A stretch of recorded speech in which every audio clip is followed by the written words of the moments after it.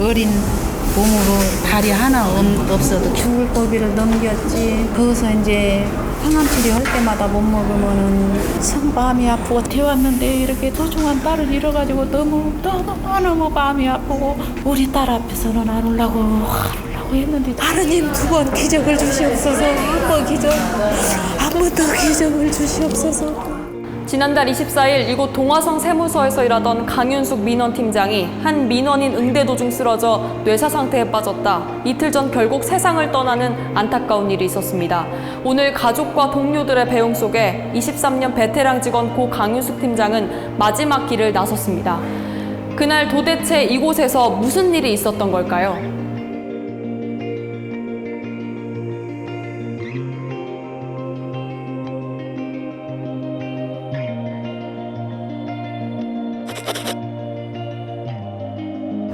민원실 담당이 그 악성 민원을 대응을 하고 있었어요. 뭘 깜빡하고 서류를 하나 못 띄고 왔나 봐요. 안 된다고 말씀을 드렸는데도 계속 이거 해달라. 옥신각신 하다가 안 통하니까 위에 사람 불러와라. 그래서 저희 강 팀장이 간 거예요. 와이프가 제가 팀장님이라고 하니까 그 팀장 같지도 않은 사람이 팀장을 하느냐.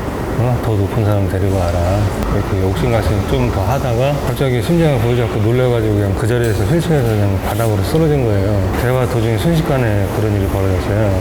마지막에 몸을 한번 떨고 몸을 떤다는 얘기는 그 얘기가 아주 좀 충격적이었다는 거죠. 한 5-6분 정도 이렇게 있었습니다. 그 옆에서 다 지켜보고 있었거든요. 쓰러졌으니까 사람들이 막 119에 전화하고 막 우왕좌왕하니까 그때서야 그분도 막 놀라기 시작하더라고요. 상황이 너무 급박하고 119가 오기 한 2분 전에 그 직원이 심폐소생술에 들어갔다고 하더라고요. 119가 도착해서 심폐소생술을 계속 했는데도 이제 소용이 없어가지고 병원까지 도착하는데 한 35분 정도 걸려가지고 뇌에 산소 공급이 안 됐어요. 병원의 진단서에는 민간인 상대 중 발생한 스트레스로 인한 심실세동이 발생했을 가능성이 높다고 적혀 있습니다.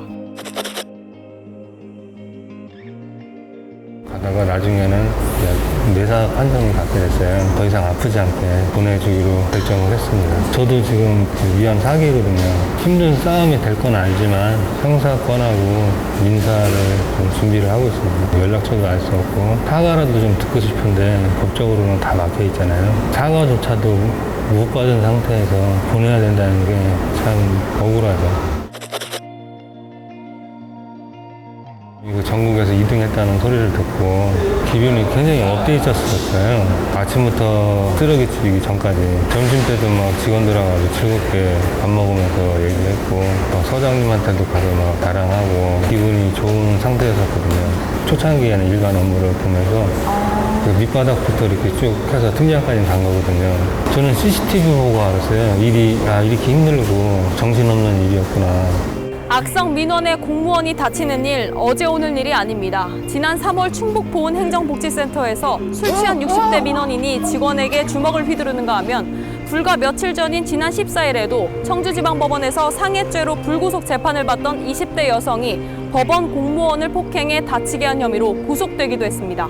칼이나 도끼나 심지어는 엽총까지도 들고 와서 억지로 부리는 그런 민원이 계속 늘어나고 있고, 매뉴얼은 어떤 나중에 법적인 문제가 생겼을 때 증거 수집할 수 있는 정도의 매뉴얼이지 실제로 근본적인 대책은 될 수 없고요. 이제 안전요원 배치라든지 청원경찰 같은 경우는 예산을 부족을 이유로 일부 민원 부서 정도만 한 명 정도 배치할 정도지, 공무원 개인의 의기를 맡겨놓을 게 아니고 사회적인 문제로 보고 한 사람의 생명이 중요하잖아요. 현재 국세청은 CCTV 화면만 있고 음성 체증이 안 돼 있는 상태라면서 해당 민원의 경위를 분석 중입니다. 조사 후 해당 민원인을 포함해 적절한 조치를 취할 수 있는 범위를 검토하고 있다는 입장을 밝혔습니다.